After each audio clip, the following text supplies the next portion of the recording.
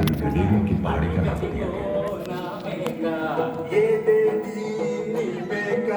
अब मैं आपको इस किले के इतिहास की कुछ झांकियां दिखाता हूं।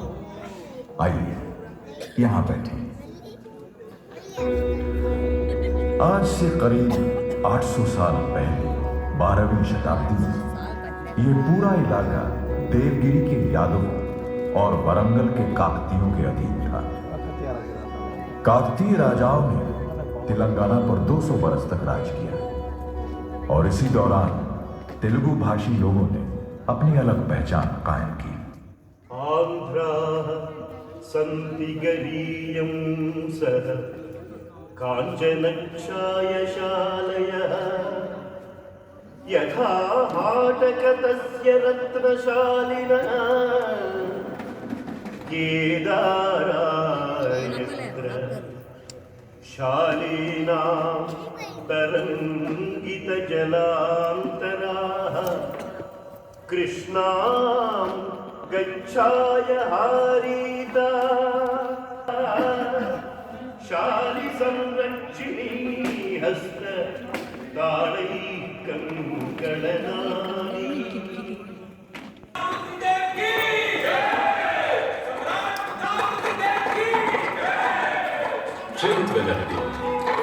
हमने विद्रोही सामंत अम्बदेव को पराजित करके उसे उचित दंड दे दिया है।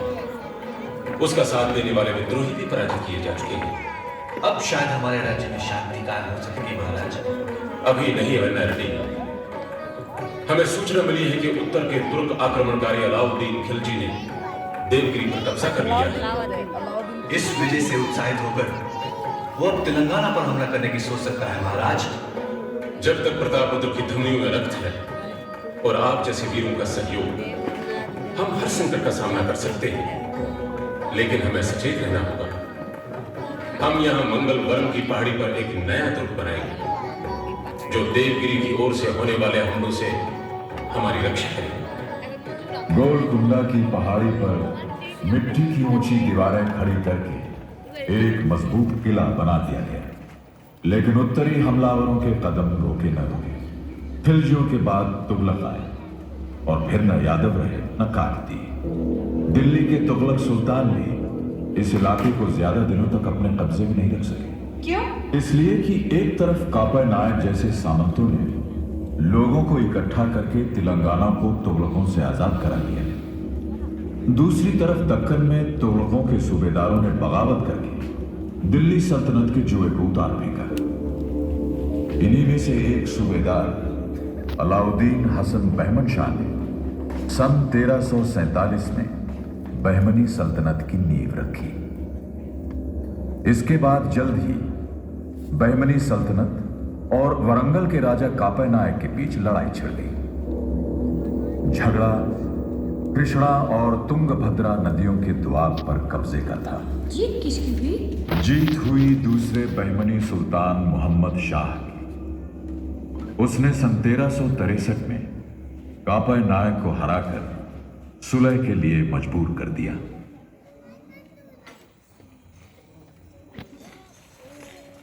कापर नायक, ये दूसरी मर्तबा है जब हमारी फौज को तुमसे जंग करनी पड़ी है। जब तक हमारी स्वतंत्र रहने की भावना जीवित है सुल्तान, युद्ध तो होता ही रहेगा। हमें हैरत है, आजादी का ऐसा बुलंद जज्बा होते हुए तुमने फिरोज शाह तुगलक से मदद मांगी। क्या तुम भूल गए कि इन्हीं तुगलकों से तुमने और हमने आजादी छीनी थी? बहरहाल हम तुम्हारे आजादी के जज्बे का एहतराम करते हैं और तुम्हारा मफतूहा इलाका लौटाने को तैयार है, लेकिन हमें आपका अधीनस्थ राजा होना स्वीकार नहीं है। तुम आजाद रहोगे, लेकिन आगे के लिए जंग की गुंजाइश को खत्म करने के लिए गोलकुंडा का किला हमारे कब्जे में रहेगा। यही हमारी पूर्वी सरहद का निशान होगा। और इस तरह गोलकुंडा बहमनी सल्तनत का हिस्सा बन गया। अगले 100 साल के दौरान बहमनी सल्तनत खूब फली फूली। 14वें बहमनी सुल्तान महमूद शाह के जमाने में फारस के मशहूर शहर हमादान से एक ऐसा नौजवान उनके दरबार में पहुंचा जो आगे चलकर गोलकुंडा की तकदीर बदल देने वाला था। सुल्तान कुली, आपके इल्म ने तो हमें मुतासिर किया ही है, आपकी दिलेरी और हिम्मत भी काबिल तारीफ है। ये आपकी सजा नवाजी है अम्मीजान। आपको बीदर में किसी किस्म की तकलीफ तो नहीं? हुजूर, ये हमारी खुशकिस्मती है कि जलावतनी में मुझे और मेरे चाचा अल्लाह कुली को अपने इमाम बना दे। तो फिर हमारी दावत कबूल कर यहीं क्यों नहीं बस जाते? हुजूर, मेरे लिए आपकी ख्वाहिश हुक्म का दर्जा रखती है। सुभान अल्लाह। आज से हम आपको खवास खान का खिताब देकर अपने दरबार में शामिल करते हैं। यहीं से सुल्तान कुली की किस्मत का सितारा तेजी से बुलंदी की तरफ बढ़ने लगा। महज 7 बरस में सुल्तान कुली कदम दर कदम तरक्की करते हुए कुतुबुल मुल्क तेलंगाना के तरफदार और गोलकुंडा के जागीरदार बन गए। सन 1518 में सुल्तान महमूद शाह की मौत के बाद सुल्तान कुली पूरी तरह आजाद हो गए।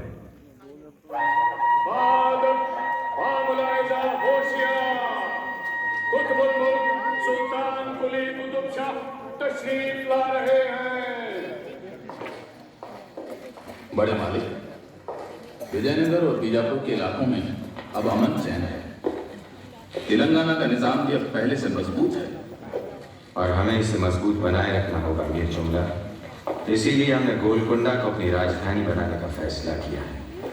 लेकिन हुजूर, ये जगह रियासत के मरकज में तो नहीं है। इसके बावजूद रियासत की हिफाजत के लिए इससे बेहतर और कोई जगह नहीं। यहाँ पहले से मिट्टी का किला मौजूद है। हम पत्थर और मसाले से इस किले को और भी मजबूत बनाएंगे। इसी में हमारा रिहायशी महल होगा। मतलब पहली बार किसी राजा ने गोलकुंडा को अपनी राजधानी बनाकर वहां रहने का फैसला किया। बिल्कुल सही समझा आपने। और जानते हैं, सुल्तान कुली हमादान से अपने मन में ईरान की ऊंची मीनारों, बुलंद दरवाजों और शानदार मेहराबों की तस्वीरें सजो कर लाए। गोलकुंडा के किले में इसकी झलक आज भी नजर आती है। किले की बाहरी दीवार का घेरा 7 किलोमीटर है। इस कंगूरेदार दीवार में 8 दरवाजे और 87 बुर्ज हैं। बाहरी दीवार के अंदर 2 और हिफाजती दीवारें हैं। इन्हीं के अंदर है शाही इलाका बाला हिसार।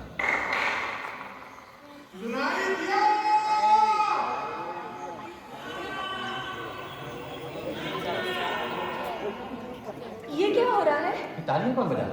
सैलानी है।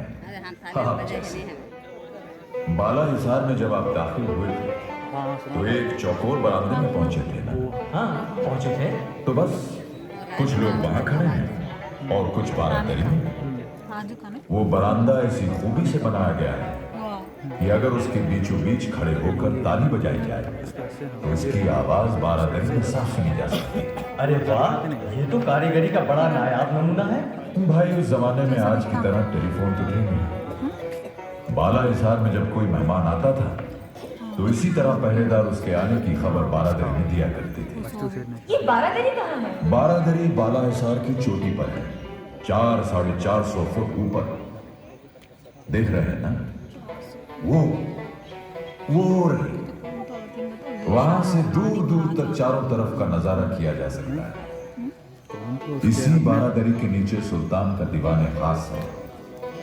वहां पहुंचने के लिए 307 सीढ़ियां चढ़नी पड़ती हैं। बाहरी दरवाजे से दीवाने खास की तरफ चलें तो रास्ते में तरह तरह की इमारतें मिलती हैं। दाद महल, जहां फरियादी आते थे, दीवान का दफ्तर, असलाह खाना, बारूद खाना, इब्राहिम कुतुब शाह की मस्जिद और हाँ, महाकाली का एक मंदिर भी, जो शायद पुराने काकतीय राजाओं ने बनवाया था। कुतुब शाही सुल्तान बड़े उदार रहे होंगे। सही फरमाया आपने। कुतुब शाही निजाम में मजहबी भेदभाव नामो निशान नहीं था। सुल्तान रहते कहाँ थे? इसी जगह जहां हम मौजूद हैं। दीवाने खास से 280 सीढ़ियां उतरकर सुल्तान इस रिहायशी इलाके में आते यहाँ सुल्तान के खरामा खरामा का बेगम या तेजी से इधर उधर भागती बारात ये जगह हर वक्त गुलजार है।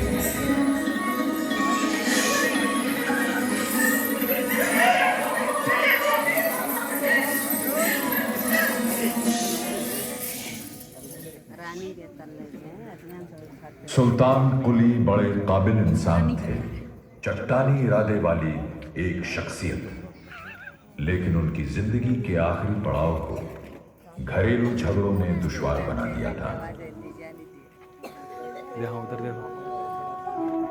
परवरदिगार, गुज़िश्ता 60 वर्षों से मुसलसल जंग कर रहा हूं। एक नई सल्तनत की दावेल डाली है, मगर औलाद में एक भी ऐसा नहीं जिसे सल्तनत सौंप कर अपना आखिरी वक्त तेरी इबादत में बसर कर सकूं। हैदर पे भरोसा कर, पर उसको तूने मेरी जिंदगी में ही उठा दिया। कुतुबुद्दीन को सल्तनत में दिलचस्पी ही नहीं।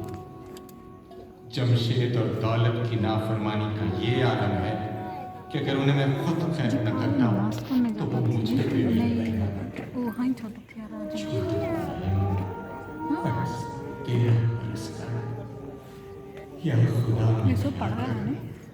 अब तू ही मुझे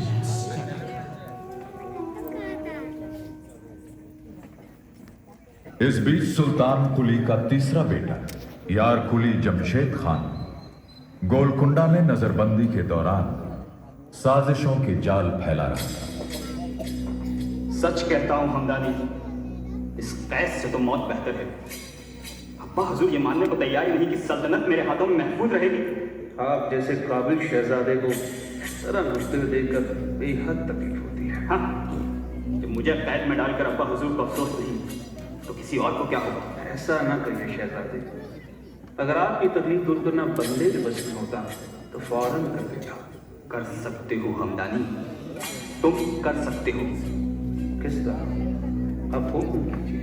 बस एक ही तरीका बचा है, अब सुल्तान को रास्ते से हटा दिया जाए।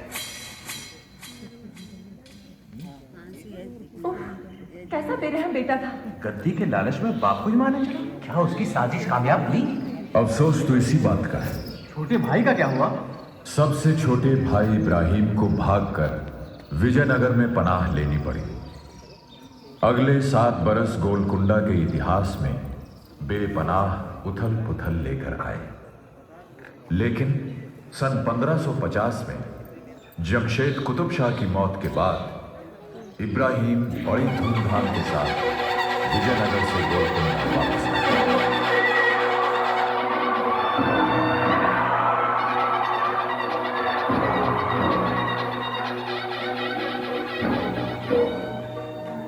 गोलकुंडा के तख्त पर आपको बैठे देखकर मुझसे ज्यादा खुशी और किसी को ना हुई होगी। विजयनगर की शान शौकत को आप इतनी जल्दी भूल गई भागीरथी। उसके मुकाबले में तो हमारा गोलकुंडा बस एक गांव है। विजयनगर में मैं एक मामूली राजकुमारी थी, फिर एक जलावतन शहजादे की पत्नी। गोलकुंडा में मैं दक्कन के सबसे कामयाब सुल्तान की रानी। लेकिन इस कामयाबी के पीछे असली हाथ तो आपका है भागीरथी।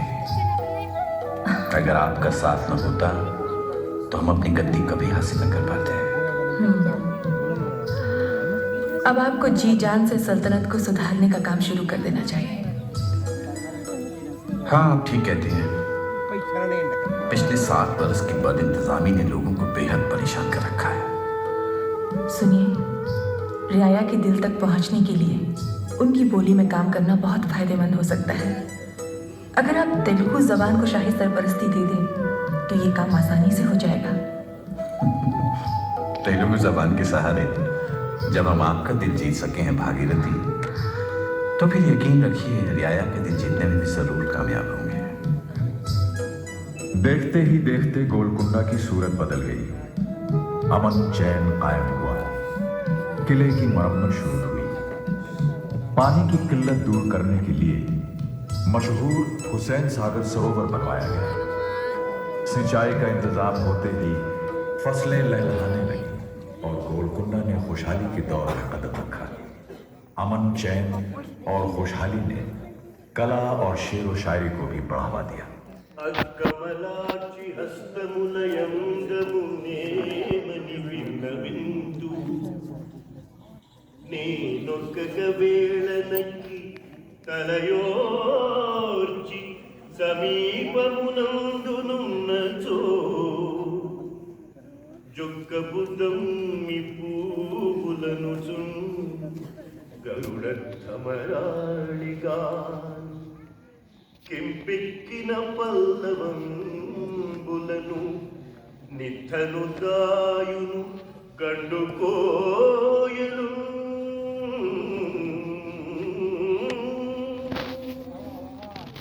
वाह वाह गंगाधर कवि, अद्भुत। क्या नाम रखा है आपने इस काव्य का? तापती संवरणा उपाख्यान। आपने सचमुच प्रेम की इस दास्तान को जिंदा कर दिया है। कंडूपुरी रुद्र कवि तशरीफ। सुभान अल्लाह। हुजूर, सुना है रुद्र कवि ने हाल ही में बिल्कुल एक नई चीज तैयार की, जो शायरी भी है और नाटक। अच्छा, तो आज उसे यही समझे। आइए आइए रुद्र कवि, तशरीफ रखिए। लगता है कि आज अच्छी खासी महफिल जमेगी। राजकार्य में व्यस्त होते हुए भी सुल्तान कला और साहित्य के लिए समय निकाल लेते हैं, ये सचमुच प्रसन्नता की बात है। शायरी में आवाम की आवाज बोलती है रुद्र कवि, उसे सुनना भी तो हमारा फर्ज है ना। इसीलिए तो तेलंगाना के लोग आपको इतना चाहते हैं। जानते हैं लोग आपको किस नाम से बुलाते हैं? मल के भराम या केवल अभिराम? ये तेलंगाना के लोगों के प्यार की ही निशानी है रुद्र कवि। बहरहाल हमने सुना है कि आपने कोई नई किस्म की शायरी की है। सुल्तान, इस नई रचना में मैंने यक्षगान की देशी शैली में एक प्रयोग किया है। तो इसका एक हिस्सा सुनाइए रुद्र कवि।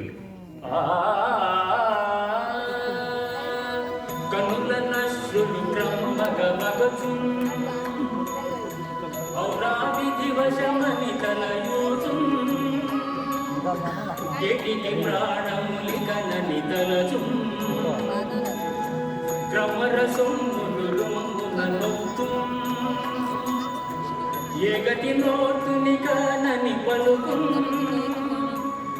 బాబురే బాబురే విధియని పాలము ముట్టు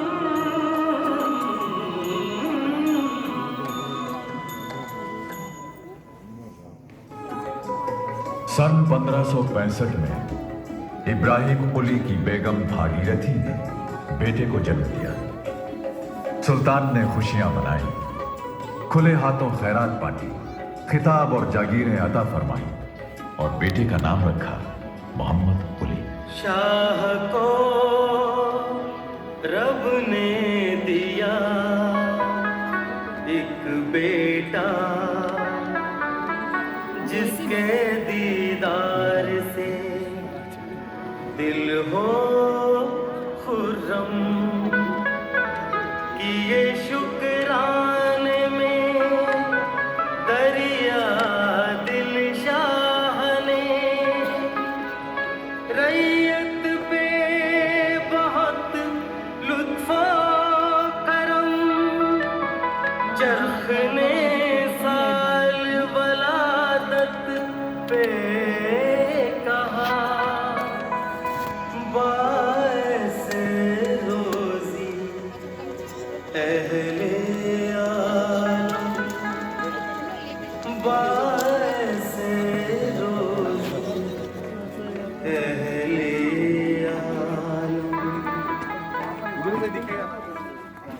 शुरू ही से शहजादा मोहम्मद कुली को किले फतेह करने से ज्यादा लोगों के दिल जीतना पसंद था। शेर व शायरी का शौक, संगीत से लगाव और प्रेम की लौ कुदरत की देन थी। आज भी लोग मोहम्मद कुली और भागमती की प्रेम कहानी बड़े चाव से याद करते हैं। कहते हैं भागमती किले के पास मूसी नदी के उस पार चिचलम गांव की रहने वाली थी, बहुत सुंदर और नाचने गाने में माहिर।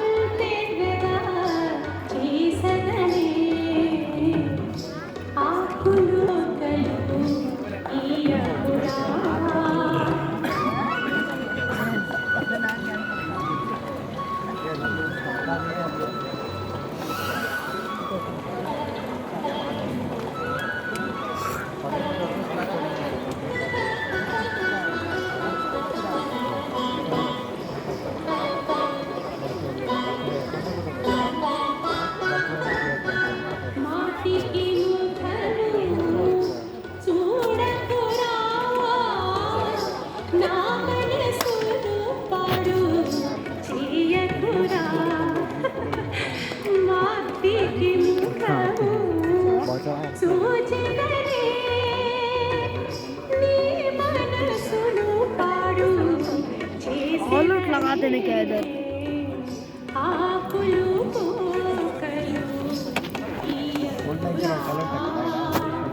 मोहम्मद कुली ने भागमती को पहले मंदिर जाते हुए देखा और दीवानगी की हद तक उससे मोहब्बत करने लगा। लेकिन एक दिन सुल्तान को खबर लग गई।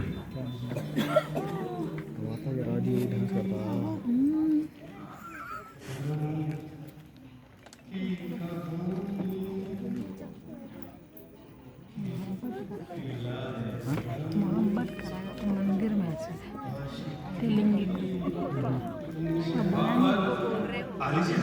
क्या ये खबर सही है कि आप एक नाचने वाली के इश्क में गिरफ्तार हैं? जवाब दीजिए। ये बाजी हमें उससे मोहब्बत है। गांव की एक मामूली नाचने वाली से हमें आपसे एक उम्मीद है।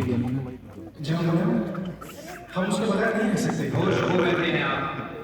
हमारा हुक्म है कि आप उससे कोई ताल्लुक नहीं रखेंगे और तब तक किले से बाहर नहीं जाएंगे जब तक ये जुनून आपके सर से उतर नहीं जाता। मगर ये जुनून सख्त से सख्त शाही हुक्म से भी उतरने वाला है।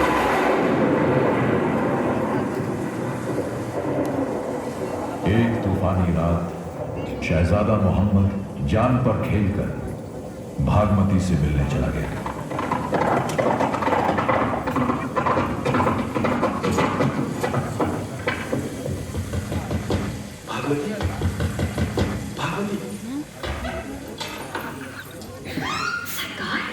धीरे के डरा कोई हो ना हाँ भागवती, हम आए बिना रह नहीं सकते। लेकिन नदी में तो बाढ़ आई हुई है। कयामत भी टूट पड़ी होती तो भी हम आते भागवती। इस अंधेरे में आपने रास्ता कैसे खोजा? दिल में तुम्हारी जोत जल रही थी। तुम्हारा चेहरा अंधेरे में जलती मशाल की तरह हमें खींच रहा था। आपको ऐसा खतरा मूल नहीं लेना चाहिए था। तुम सोचती हो हम तुमसे मिले बिना रह पाते भागवती? तुम हमारी जिंदगी हो। हमारी हर सांस, हर धड़कन तुम्हारे लिए है, सिर्फ तुम्हारे लिए। कहते हैं जब सुल्तान को मालूम हुआ कि शहजादा मोहम्मद जिंदगी को दांव पर लगाकर भागमती से मिलने गया था, तो उन्होंने सारी पाबंदियां हटा दी।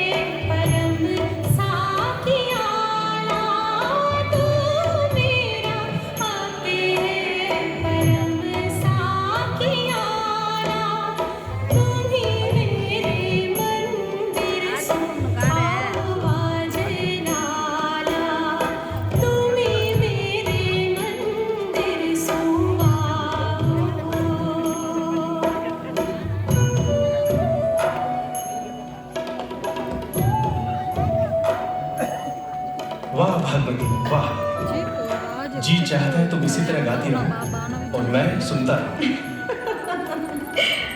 गजल आपकी है इसीलिए ना? गजल मेरी है बेशक, पर इसके एक एक लफ्ज में तुम समाई हुई हो। मैं खुशकिस्मत हूँ कि आप मुझे इतना चाहते हैं। तुम मेरी जिंदगी में बहार बनकर आई हो भागमती, बसंत बहार।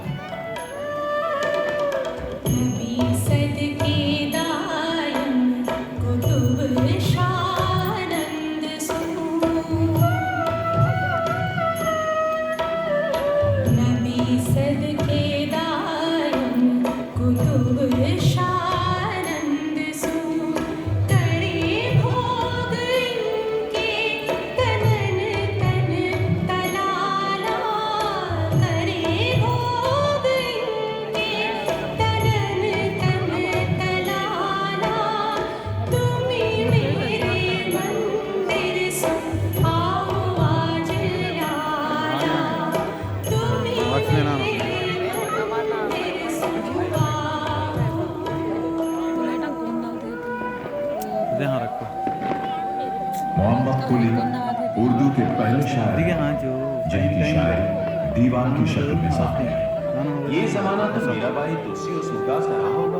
वही जमाना था और इसीलिए मोहम्मद कुली ने सूर, तुलसी और मीरा की तरह अपने लोगों और उनकी जिंदगी के गीत गाए। मजहब और जात पात से परे जाकर इंसानी भाईचारे और प्रेम का पैगाम सुनाया।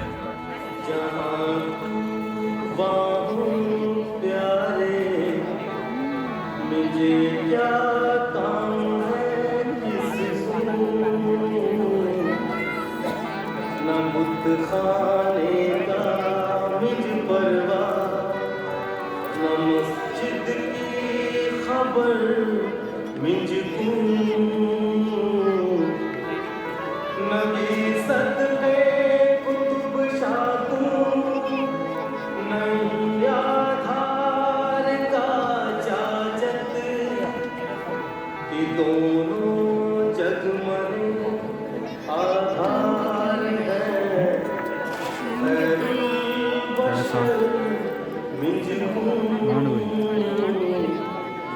सन 1580 में मोहम्मद कुली कुतुब शाह 15 बरस की छोटी सी उम्र में गोलकुंडा की गद्दी पर बैठे। सल्तनत की बुनियाद मजबूत हो चुकी थी। रियाया में खुशहाली और अमन चैन था। यहीं से गोलकुंडा का सुनहरा दौर शुरू हुआ, जो अगले 50 बरस तक कायम रहा। अच्छा ये बताइए, कभी हीरे देखे हैं? हीरे? हाँ हाँ देखे हैं, क्यों नहीं देखे। पहचानिए ये क्या है? अरे वाह, इतना बड़ा हीरा कैसा चमक रहा है। जानते हैं इस हीरे का नाम क्या है? ये कोहिनूर हीरा है जो मुगल बादशाह शाहजहां के पास था। फिर ईरानी लुटेरे नादिर शाह और पंजाब के महाराजा रंजीत सिंह के हाथों से होता हुआ अंग्रेजों के पास पहुंचे। हमने भी सुना है वो ब्रिटेन शाही ताज में चढ़ा हुआ है। कोहिनूर तो अब भी इंग्लिस्तान में है। ये तो उसकी एक तस्वीर मैंने आपको दिखाई है। गोलकुंडा की खानों से जो हीरे निकलते थे वो सारी दुनिया में मशहूर थे। कोहिनूर भी इन्हीं खानों से निकला था।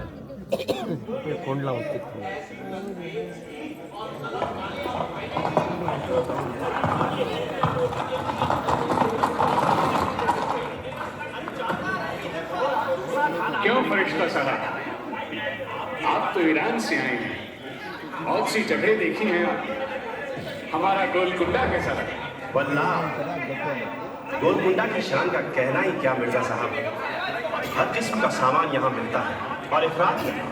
इसीलिए तो फारस, अरब, तुर्किस्तान और विलायत के सौदागर यहाँ पीछे चले आते हैं। मैं आजकल एक तारीखी मजमूए के लिए जानकारी इकट्ठी कर रहा हूँ। गोलकुंडा के जिक्र के बिना मुझे लगता है ये तारीख अधूरी चलेगी।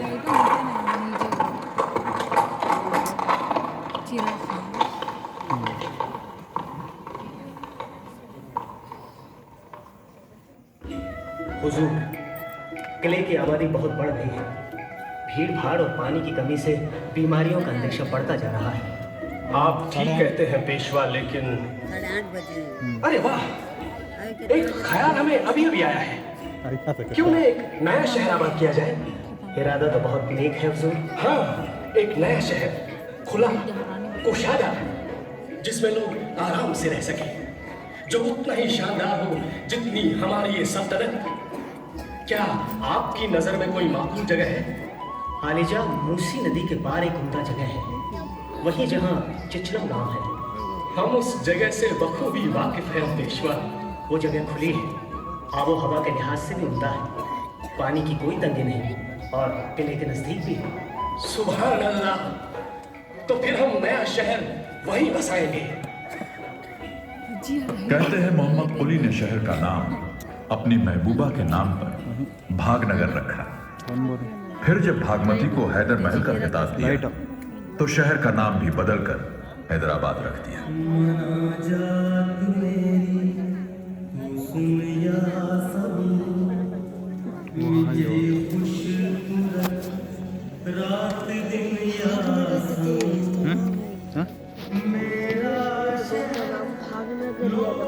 हैदराबाद में हकीकत में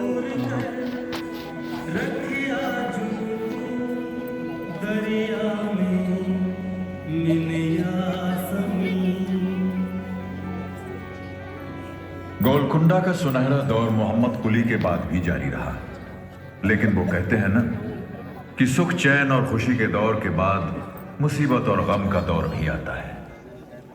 गोलकुंडा की खुशहाली दिल्ली के मुगल बादशाहों से छिपी न रही। सन 1653 में शाहजहां ने शहजादा औरंगजेब को दक्कन का सूबेदार बना दिया।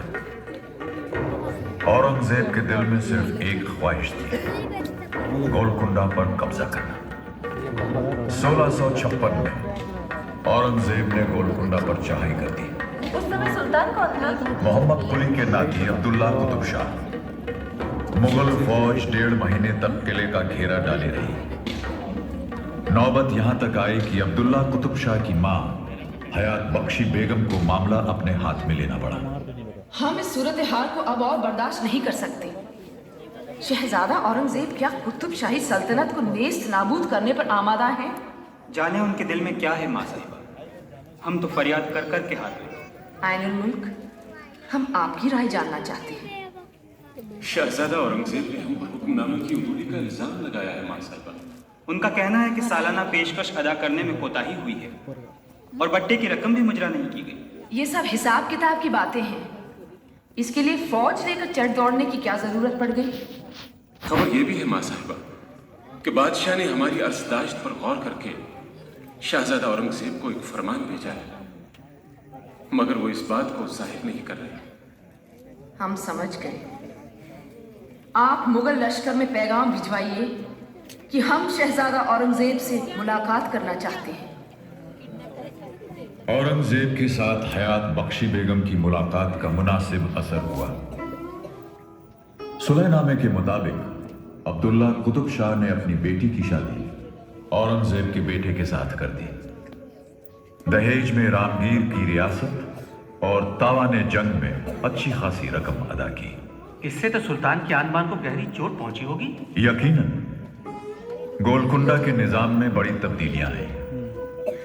इनका जिक्र शाहजहां के फ्रांसीसी डॉक्टर बर्नियर ने भी अपने सफरनामे में किया है। मुगल नुमाइंदा एक खुद मुख्तार सुल्तान की सी हैसियत से कामकाज करता है और सुल्तान अब्दुल्ला गोलकुंडा के किले की तन्हाई में दिन गुजारते हैं। रिवाज के मुताबिक शाही अदालत में मामलों की सुनवाई के लिए भी वो रियाया के सामने नहीं आते। इसी तरह 16 साल बीत गए। सन 1672 में अब्दुल्ला कुतुब शाह के बाद उनके दामाद अबुल हसन ने गोलकुंडा की गद्दी संभाली। अबुल हसन, जिन्हें प्यार से लोग तानाशाह कहते थे, बड़े काबिल और दूरंदेश थे। उन्होंने अपनी जिंदगी के शुरू के दिन मशहूर सूफी संत शाह राजू की शागिर्दी में गुजारे थे, जिससे उनमें रियाया के दुख दर्द को समझने और सूझबूझ से उलझनों को दूर करने की कुव्वत आ गई। उन्होंने पहला काम तो ये किया कि एक ब्राह्मण मदन्ना को दीवान बना दिया। मदन्ना फारसी और तेलुगु का जानकार था और राजकाज की बारीकियां समझता था। उसकी मदद से सुल्तान अबुल हसन ने खेती और व्यापार की हालत सुधारने के लिए मुनासिब कदम उठाए, फौज को कस दिया और सल्तनत में एक बार फिर खुशहाली छाई।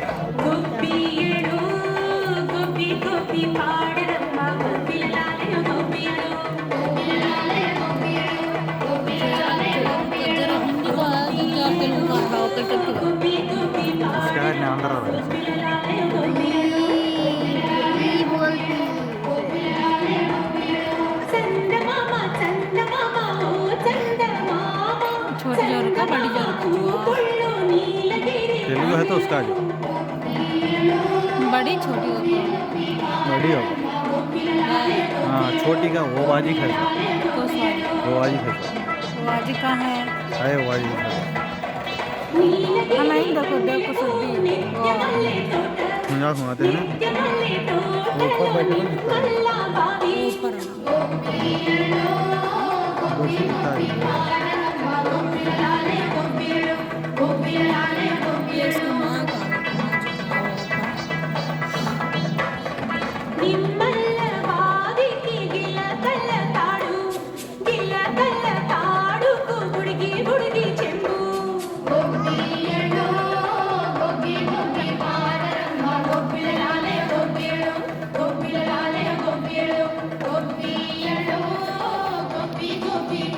सल्तनत का जायजा लेने के लिए अबुल हसन ने मदन्ना के साथ 3 बार पूरी सल्तनत का दौरा किया। इन्हीं में से एक सफर के दौरान शाही काफिला एक छोटे से गांव में जा ठहरा। देखो देखो सुल्तान आए हैं।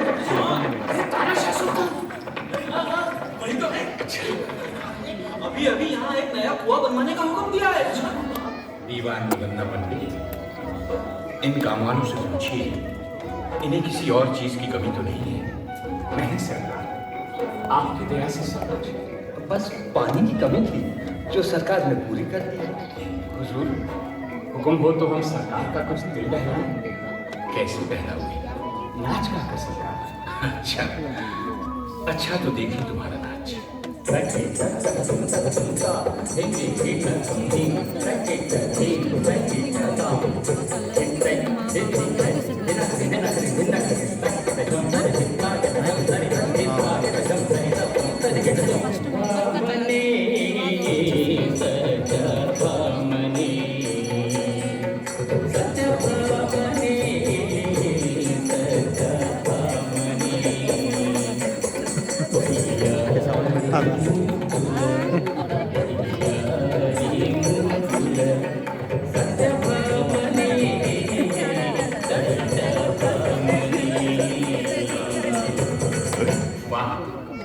शाबाश, तुम लोग सचमुच फनकार हो।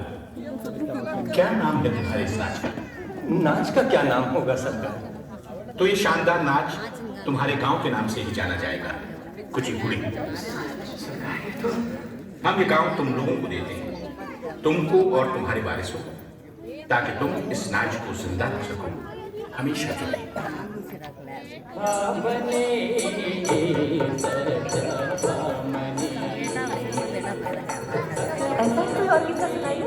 और किस्सा सुनेंगे? तो लीजिए मैं आपको भक्त रामदास का किस्सा सुनाता हूं। सुल्तान अबुल हसन ने मदन्ना पंडित के साथ उसके भाई अकन्ना और उसके भतीजों को भी ऊंचे ओहदे दिए। लोगों का मानना है कि भक्त रामदास इन्हीं भतीजों में से एक थे। कहते हैं रामदास का असली नाम कांचेरला गोपन्ना था और उन्हें भद्राचलम का तहसीलदार बनाया गया था। गोपन्ना राम के भक्त थे, भजन रचते और गाते।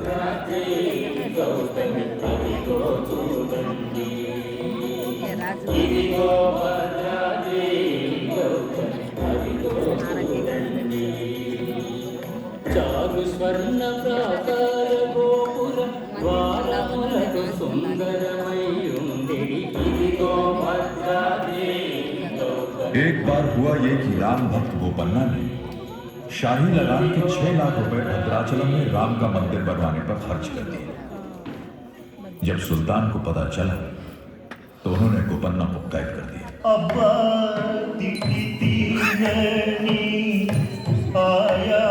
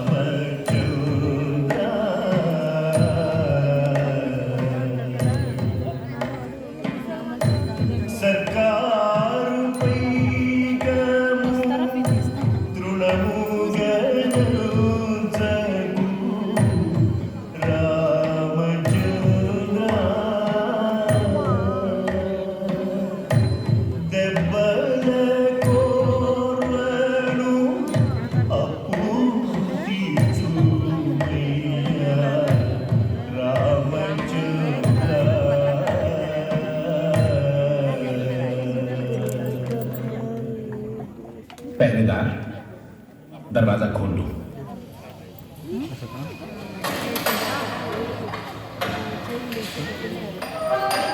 सरकार आप यहाँ? हाँ गोपन्ना, हम तुम्हें रिहा करने आए हैं। अब तुम आजाद हो। लेकिन सरकार वो लगान की रकम वो अदा हो गई है। किसने अदा की वो रकम सरकार? 2 शहजादे थे। मैं तुम्हें पहचानता नहीं, पर खुदाई नूर था उनके चेहरों पर। वो जरूर मेरे भगवान राम और लक्ष्मण होंगे सरकार। तुम्हारी इबादत वाकई सच्ची है गोपन्ना।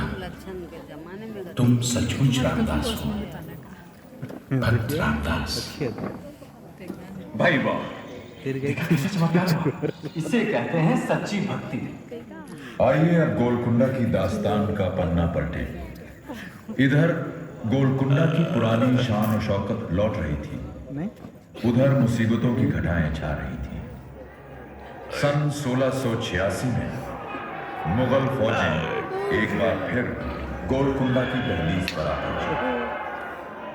अब तक औरंगजेब बादशाह बन चुका था और हर कीमत पर गोलकुंडा को हासिल करना चाहता था। फिर तो घमासान चल गया होगा। किले का ऐसा घेरा पहले कभी नहीं देखा गया था। 8 महीने तक मुगल सिपाही किले को भेदने में नाकाम रहे। मुगल फौज में मायूसी छाने लगी। आखिरकार औरंगजेब ने किले के सिपाह सालार अब्दुल रज़ाक लारी को इनाम और ओहदे का लालच देकर अपनी तरफ मिलाने की सोची। अब्दुल रज़ाक, शहंशाह हिंद तुम्हारी दिलेरी से बहुत मुतासर हुए हैं, मगर तुम इस हालत में लड़ाई से क्यों वाबस्ता हो?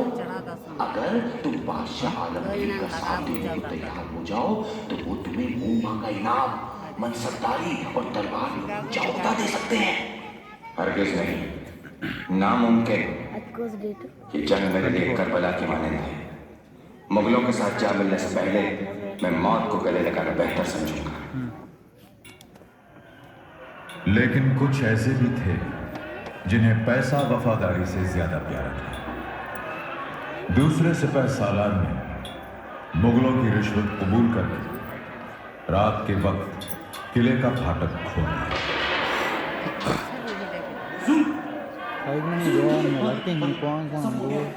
मुगल फौज किले में घुस आई। कैसे? आतिफ टेक्शन बैठाएगी। खुदा से लानत करे। तोरी बताकर सिपाहियों को इकट्ठा करो, हम आते हैं।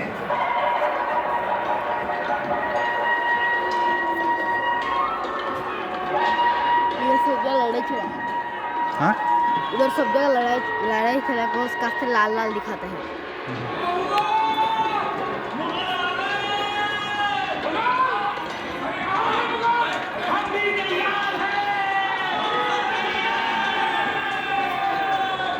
चलो मेरे बहादुरों, इम्तिहान का वक्त है। चलो इन मुगलों को धोखेबाजी का सबक सिखाएं। अल्लाह अकबर।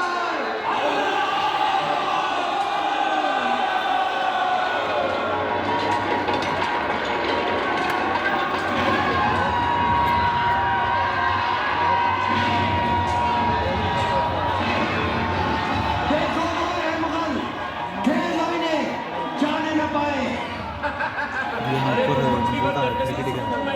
ये दिखता है टॉप पे लोग, ये टॉप पे लोग दे देना ऊपर है क्रिकेट है वाली वो दे देना हमें थोड़ा ही लगे।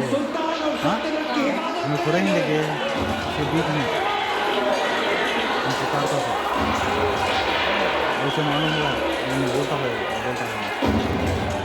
मगर मुकाबला बराबरी का नहीं था। अब्दुल रज़ाक लड़ते लड़ते पूरी तरह घायल हो गया और बेहोश होकर इस महल के बाहर नगीना बाग में गिर लेकिन बहादुरी की ऐसी मिसाल कायम कर गया जिसका जिक्र मशहूर शायर सिकंदर अली वजद ने अपनी शायरी में भी किया। शमशीरे दकन तूने अजब धातु बिठा दी, दुश्मन को शबे गोर की तस्वीर दिखा दी।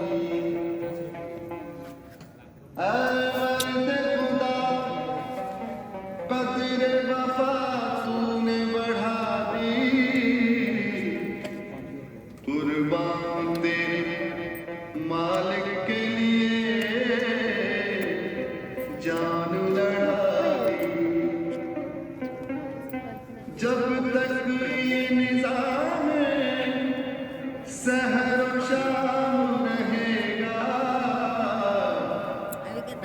तारीख दिलेरा में तेरा नाम रहेगा। तारीख दिलेरा में तेरा नाम रहेगा। माझ्या अधिष्टंभ शालांडी हात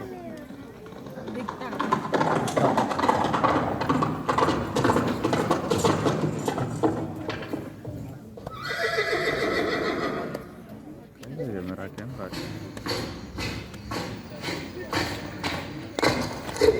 सुल्तान अबुल हसन, मैं रुहुल्ला खान, शहनशाह हिंद आलमगीर औरंगजेब का शुक्राना। क्या ये नाश्ते का वक्त है हुजूर? हम रोजाना इसी वक्त पर नाश्ता करते हैं हुजूर। मेरा मतलब है, क्या इस मुश्किल वक्त में भी आपको नाश्ते की चाह है? हमें हर तरह का सुकून है रुहुल्ला खान। सही है। हमारा यकीन है कि सब कुछ अल्लाह है, उसके रहम करम की बदौलत हम इस बुलंदी पर पहुंचे थे, और अब उसकी मर्जी से ही हमारा ताज तख्त हमसे छिन रहा है। तानाशाह को दौलताबाद के किले में कैद कर दिया गया। वहीं उन्होंने जिंदगी के बाकी 14 साल बिताए। सुल्तान अबुल हसन तानाशाह के साथ ही दक्कन के इतिहास का शानदार दौर खत्म हो गया। किला उजड़ गया और सल्तनत पर तारीख की स्याह रात उतर आई। खराबी की सबब छाई, तबाही मुल्क पर वैसी, खजाने लुट गए रहले सीधा ऊपर क्रिकेट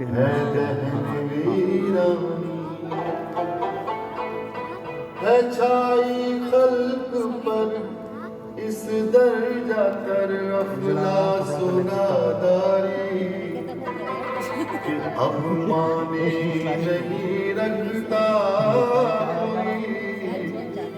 हरफे सुखंदा।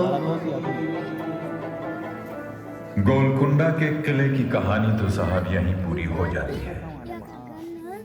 इसके बाद तो मुगलों के सूबेदार निजामुल मुल्क आसिफ जान और उनके वारिस हैदराबाद से ही राजकाज चलाते रहे। ऐसे में भला इस किले की सुध कौन लेता? आज सिर्फ बाला हिसार की ये सूनी इमारतें, वीरान खंडहर और उजड़े हुए महल ही गोलकुंडा की बीती हुई शान की निशानियां हैं।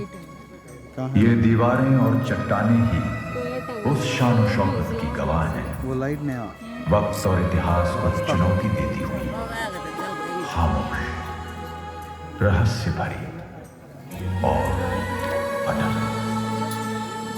भारत के सुनहरे इतिहास की एक ऐसी यादगार जिसे कभी भुलाया नहीं जा सकता। ये किला फंसी ये वीरान, ये किला फंसी ये वीरान, है उसी शान और शौकत की परछाइयाँ जिसकी दिलकश कहानी है राज़ ये गीला सितारा जड़ा